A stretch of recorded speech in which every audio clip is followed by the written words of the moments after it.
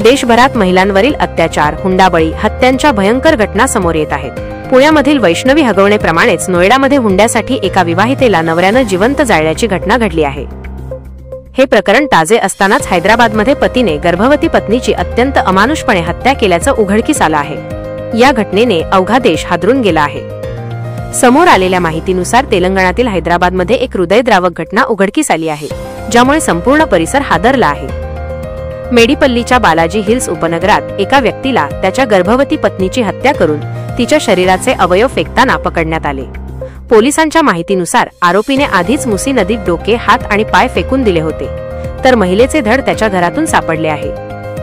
5 महिन्यांची गर्भवती असलेली 21 वर्षीय स्वाती हिची शनिवारी दुपारी 4:30 वाजता तिचा पती महेंद्रने हत्या केली। महेंद्र एका राईड हेलिंग कंपनीत ड्रायव्हर म्हणून काम करतो। पोलिसांचे म्हणणे आहे की हत्येनंतर त्याने मृतदेहाचे तुकडे केले आणि काही भाग नदीत फेकले। हत्येनंतर महेंद्रने त्याच्या बहिणीला फोन करून सांगितले की त्याची पत्नी बेपत्ता आहे। बहिणीला संशय आला आणि तिने एका नातेवाईकाला माहिती दिली, ज्याने तिला पोलीस ठाण्यात नेले। DCP P V. पद्मजा यांनी सांगितले की चौकशी दरम्यान महेंद्रने हत्येची कबुली दिली।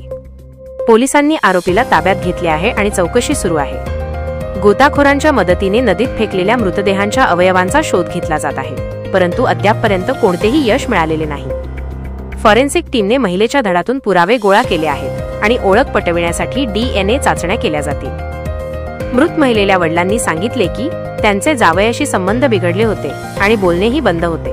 ते म्हणाले, माझी मुलगी म्हणायची की सर्व काही ठीक आहे, परंतु तो तिला सतत त्रास देत असे। त्यालाही माझ्या मुलीला जी शिक्षा दिली तीच शिक्षा मिळावी। पोलिसांनी भारतीय दंड संहितेच्या संबंधित कलमांखाली गुन्हा दाखल केला आहे आणि जलद तपास आणि कायदेशीर कारवाईचे आश्वासन दिले आहे।